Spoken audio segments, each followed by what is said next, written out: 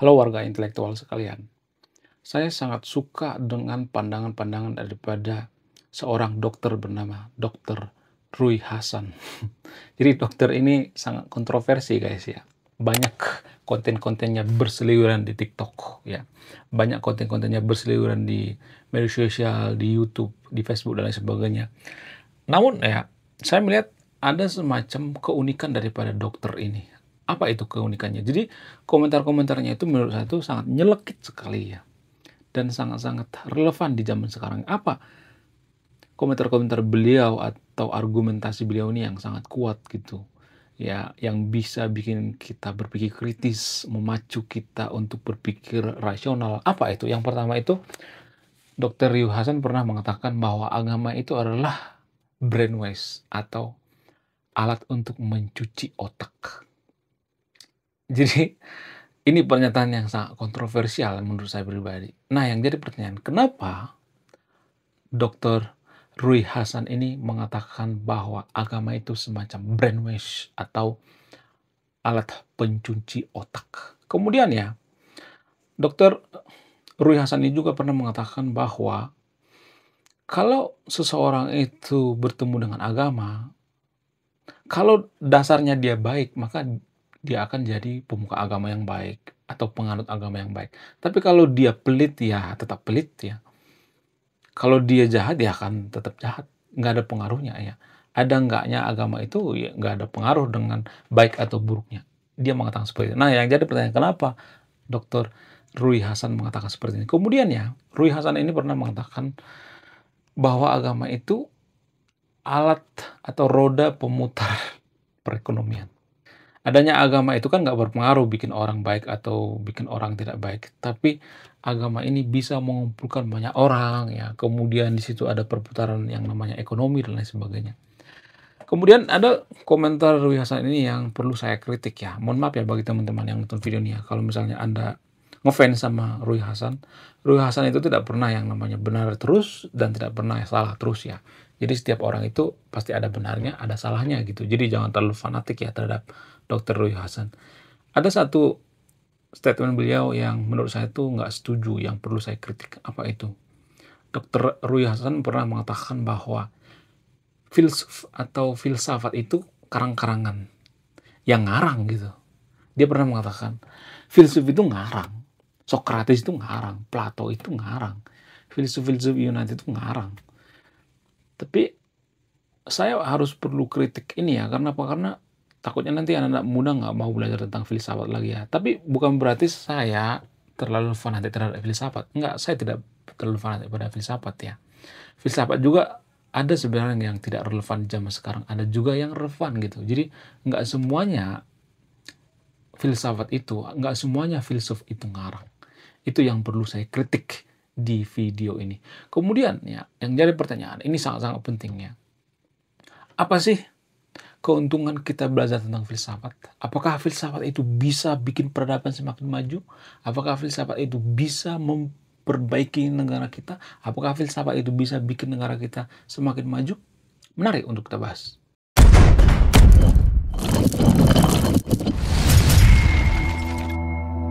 Kenapa saya perlu mengkritik daripada Dr. Rui Hasan ini ya? Saya tidak mengkritik semuanya, tapi sebagian daripada argumen beliau ini ada yang keliru gitu. Saya berpikir bahwa filsafat itu sangat penting bagi suatu negara jika negara tersebut masih tertinggal dalam peradaban. Jadi ada di garis bawahi ya. Kalau misalnya negara itu sudah established misalnya atau sudah mapan ya, sudah menjadi negara maju, peradabannya sudah maju, mereka tidak terlalu butuh yang namanya filsafat. Justru kalau saya perhatikan ya, Indonesia itu sangat butuh yang namanya filsuf-filsuf atau belajar tentang filsafat. Kenapa? Karena filsafat itu sangat penting untuk membangun peradaban. Kita ambil contoh misalnya, apa bukti? Apa bukti bahwa filsafat itu sangat penting membangun peradaban suatu bangsa? Salah satu bukti yang paling masuk akal itu adalah Eropa. Jadi Eropa itu tanpa kita sadari mereka bisa menjadi negara maju seperti sekarang ini karena mereka kembali ke jati diri mereka. Apa jati diri daripada orang Eropa itu? Mereka kembali belajar tentang filsafat, filsafat Yunani, seperti ajaran-ajaran daripada Socrates, Plato, Aristoteles, dan sebagainya. Jadi di Eropa itu, Socrates itu dianggap seperti nabi. Ya, nabi mereka itu ya Socrates, nabi daripada kaum sekuler ya. Nah, yang jadi pertanyaan, apakah mereka semakin maju apa semakin mundur? Ya semakin maju. Karena apa? Karena mereka belajar filsafat. Jadi dulu Eropa itu ya, sebelum mereka belajar filsafat, mereka pernah masuk ke dalam zona yang namanya zona Dark Ages atau zaman kegelapan. Mirip-mirip seperti sekarang ini yang ada di Indonesia. Mabuk agama, berlebihan dalam beragama, fanatik berlebihan dalam beragama. Di Konoha kan banyak tuh ya warga Konoha yang berlebihan dalam beragama, fanatik berlebihan dalam beragama. Jadi orang yang fanatik itu adalah orang yang kelainan jiwa, guys. Orang yang fanatik itu adalah orang yang gangguan mental. Jadi dulu di Eropa ada banyak orang-orang seperti itu, guys. Maka mereka masuk ke zaman kegelapan. Jadi di Eropa itu dulu ya mereka membelakangi sains. Mereka nggak peduli dengan sains. Ya, mereka lebih peduli dengan ya agama terus yang ada di pikiran mereka. Ya mirip-mirip seperti Konoha. Sehingga apa? Sehingga mereka nggak maju. Bukan berarti saya nyuruh yang untuk tidak beragama ya. Tapi kalau suatu bangsa itu terlalu berlebihan dalam beragama, terlalu peduli berlebihan dalam beragama, terlalu fanatik ya, maka negara tersebut tidak akan pernah maju. Coba sebutkan satu saja negara di dunia ini, negara maju, tapi mereka tidak menguasai teknologi. Nggak ada. Rata-rata negara maju itu adalah negara yang menguasai teknologi. Sementara di Konoha, teknologi itu diharamkan. Karena apa? Karena kita menganggap bahwa teknologi itu adalah ilmu dunia. Belajar tentang teknologi, belajar tentang iptek itu adalah ilmu dunia, bukan ilmu akhirat. Kita kan fokusnya ke ilmu akhirat. Jadi di Eropa juga pernah kejadian seperti itu, guys ya. Seperti zaman Dark Ages. Nah, karena mereka saat itu terpuruk ya, apa-apa dikontrol oleh gereja, pemuka agama itu ya sangat dimuliakan di sana, disembah seperti Tuhan ya. Sehingga mereka berpikir, nggak benar lagi nih. Mereka kembali membaca tentang ya filsuf-filsuf atau ajaran-ajaran daripada filsuf-filsuf Yunani. Ya, seperti ajaran daripada Socrates, Plato, dan sebagainya. Ya, ajaran daripada Socrates itu kan mengajarkan untuk berpikir kritis, selalu ya berpikir kritis. Ya, akal sehat itu ajarannya. Tapi sebagian ya, saya harus mengakui bahwa apa yang dikatakan oleh ya Dr. Rui Hasan ini, ada sebagian pendapat daripada filsuf-filsuf ini ya yang tidak relevan lagi di zaman sekarang. Apa itu pendapatnya? Ada satu filsuf, saya lupa namanya filsufnya, tapi filsuf dari Yunani. Dia mengatakan bahwa kepompong atau ulet itu berasal dari tanah. Dia pernah mengatakan seperti itu. Ada satu filsuf yang pernah mengatakan seperti itu, tapi saya lupa namanya. Ya, saya akui bahwa itu keliru ya. Keliru besar. Kemudian ya, kalau saya perhatikan, kebanyakan filsuf juga di suatu negara itu bisa nggak maju ya. Contoh misalnya seperti Rocky Gerung misalnya. Kalau misalnya ada sosok seperti Rocky Gerung itu banyak banget misalnya di Konoha, maka tiap hari akan terjadi perdebatan-perdebatan yang tidak ada ujungnya gitu. Gak ada yang namanya eksekusi gitu.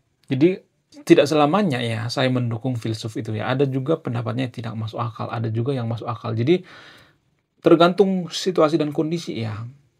Kalau untuk daerah kita atau negara kita ya, filsuf itu sangat dibutuhkan. Filsafat sangat dibutuhkan. Karena apa? Karena peradaban kita itu masih sangat-sangat tidak maju. Kecuali negara kita sudah maju, peradaban kita sudah maju, nggak jadi masalah. Ya. Jadi pernyataan daripada Dr. Rui Hasan ini sangat keliru besar ya.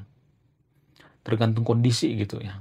Kalau negaranya udah maju, ya nggak jadi masalah. Tapi kalau negaranya belum maju seperti Indonesia, harus banyak belajar tentang filsafat ya. Kemudian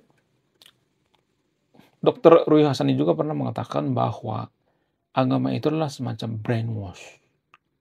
Ya, mencuci pikiran. Ya, saya sepakat ya. Dr. Rui Hasan mengatakan bahwa Tuhan itu kita tahu satu itu dari mana? Kan dari orang tua kita. Jadi kalau orang tua kita mengatakan atau keluarga kita mengatakan kalau agama mengatakan Tuhan itu 1,5, ya kita juga akan percaya Tuhan 1,5. Kalau Tuhan itu ada 2,3 misalnya, ya kita juga percaya bahwa Tuhan itu 2,3. Ya karena apa? Karena ini kan brainwash, nggak berdasar. Jadi waktu kecil kita tuh diajari bahwa Tuhan itu satu, Maha Esa, Tuhan itu Tuhan yang Maha Esa.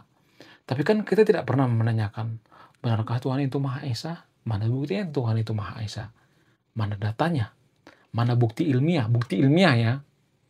Tapi kalau saya mengatakan seperti ini pasti banyak nanti yang ngerocos ya. Oh kamu nggak ini ya nggak peduli dengan agama ya. Oh kamu anti agama dan sebagainya. Nggak seperti itu guys ya. Tapi saya butuh data yang ilmiah. Kalau misalnya nih ya, Dokter Rui Hasan pernah mengatakan seperti ini ya. Biasanya Dokter Rui Hasan ini sering dikata-katain ateis, nggak beragama, kemudian agnostik dan sebagainya. Ya, menurut saya Dokter Rui Hasan ini bukan ateis guys. Ateis itu kan nggak peduli dengan agama, maksudnya nggak kenal dengan agama gitu. Jadi bagaimana mungkin ya seorang ateis itu membenci agama kalau dia tidak mengenal agama. Jadi kadangkala ya Dokter Rui Hasan ini sering dikata-katain membenci agama. Bagaimana mungkin kita membenci agama kalau kita tidak mengenal agama itu sendiri, ya kan? Ya nggak sih? Lagian kan agama yang ada di Konoha itu kan nggak semuanya mengajarkan kebaikan. Nggak semua agama itu mengajarkan kebaikan guys. Nggak semua. Ada juga agama yang mengajarkan kebencian-kebencian. Ada kok seperti itu. Ya kebencian-kebencian terhadap Israel, ada banyak tuh ya. Kebencian-kebencian terhadap agama lain ya. Kemudian ayat-ayat yang mengatakan, ya kalau nanti di hari kiamat yang nanggung dosa kita itu kaum ini, kaum itu. Ada ayat-ayat seperti itu. Jadi ada banyak kebencian-kebencian ya. Kalau kita perhatikan ya dalam agama tertentu. Ya nggak semua agama tapi ya. Jadi kalau ada orang yang mengatakan bahwa semua agama itu mengajarkan kebaikan, nggak, saya menolak. Ya. Nggak semua agama itu mengajarkan kebaikan. Dulu waktu saya kecil saya percaya bahwa agama itu mengajarkan kebaikan-kebaikan. Tapi kalau sekarang enggak. Setelah saya belajar tentang agama, ya. Kemudian Dokter Rui Hasan juga pernah mengatakan bahwa agama itu roda penggerak ekonomi. Jadi artinya gini guys ya, pemuka agama dapat duit ya, tapi dia tidak melakukan apa-apa gitu. Anda itu harus berserah diri kepada Tuhan. Ya, jangan terlalu mikirin duit ya. Padahal dia mau dakwah itu pakai Alphard ya, kemudian istrinya ada 4, ya, lengkap dengan pembantu, ya, lengkap dengan sopir dan sebagainya. Tapi dia teriak-teriak ya, jangan terlalu memikirkan yang namanya uang ya. Biar kalianlah yang capek mikirin uang buat saya. Ya, dalam kurung dia mengatakan seperti itu, ya kan. Duit mah nggak dibawa mati, ya, tapi dia hidupnya bermewah-mewah. Ketika tarif dakwahnya dikasih sedikit, marah-marah gitu. Ketika dikasih sedikit nggak mau datang ya. Tapi katanya duit mah nggak dibawa mati. Jadi menurut saya pribadi ya pemuka agama itu nggak semuanya tapi ya nggak semuanya ya. Ya rata-rata pemuka agama itu agak mirip-mirip seperti motivator ya. Seperti Mario Teguh gitu. Cuma bedanya Mario Teguh itu nggak bawa agama itu aja sebenarnya. Iya, 11-12 lah. Nggak ada itunya juga ya. Nggak ada manfaatnya. Saya tidak pernah mendengar ya. Karena pemuka agama dakwah, lalu misalnya nih ya masyarakatnya makin makmur gitu. Masyarakatnya makin jujur misalnya gitu ya. Kemudian makin maju gitu, SDM-nya maju. Enggak.